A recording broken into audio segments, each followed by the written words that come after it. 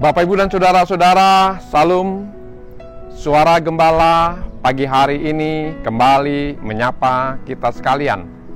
Firman Tuhan yang akan kita dengarkan hari ini dari Matius pasal 5 ayat 3. Berbahagialah orang yang miskin di hadapan Allah, karena merekalah yang empunya kerajaan surga.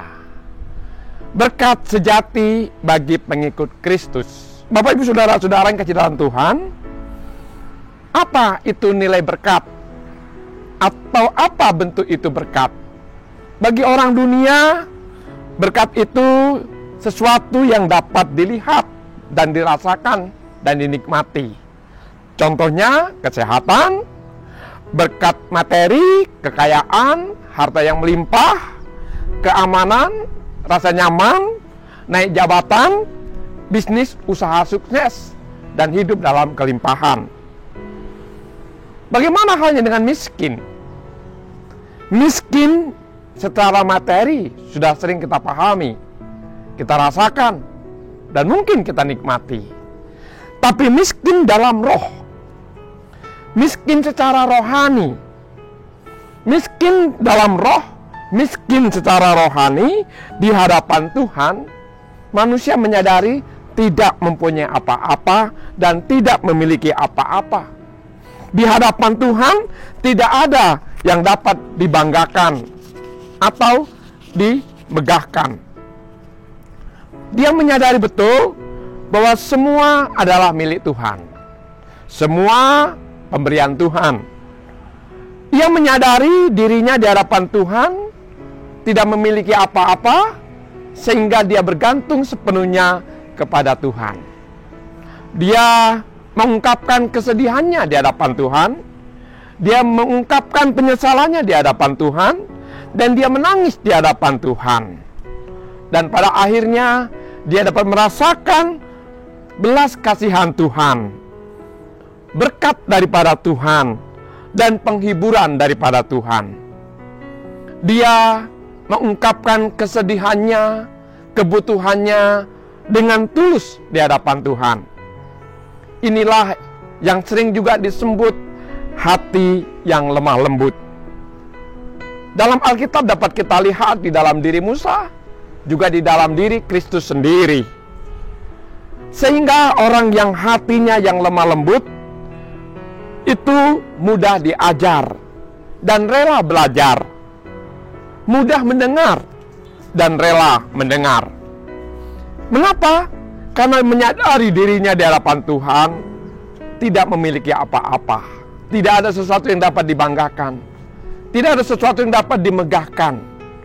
Sehingga dia terbuka di hadapan Tuhan dan jujur di hadapan Tuhan. Tatkala dia merasa haus, dia minum, menyambut air pemberian Tuhan, yaitu air kehidupan. Tatkala dia lapar, dia menyambut pemberian Tuhan, yaitu roti kehidupan.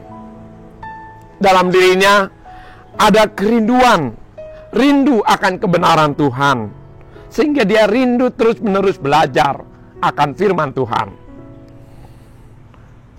Kerinduannya itu akhirnya dia mendapatkan kepuasan, puas di hadapan Tuhan. Bapak, saudara-saudara, apa hasilnya? Apa konsekuensinya? Dia memiliki kesucian hati, dia menjadi alat damai, dan dia bahkan rela untuk dianiaya demi Tuhannya, demi Kristus. Dia memiliki hati yang suci, suci hatinya, hati yang tertuju pada Allah, dan dia bebas daripada pamrih, bebas dari pujian dari manusia, dan dia bebas daripada sanjungan dunia.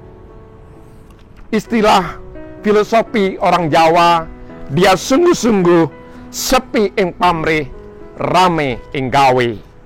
Dia tidak mengharapkan balasan dari manusia. Dia memberi dengan tulus dan ikhlas. Ya, pujian dan sanjungan bukan lagi motivasi dalam hidupnya, dalam panggilan pelayanannya. Tujuannya juga dia akhirnya menghasilkan buah, dan buahnya lebat dan tetap. dan dia pada akhirnya dapat mengakhiri imannya dengan baik, panggilannya dengan baik, kemudian kesaksiannya dengan baik. Karena apa? Karena di dalam dirinya ada kerelaan, kesediaan untuk berkorban bagi Tuhannya juga bagi sesamanya.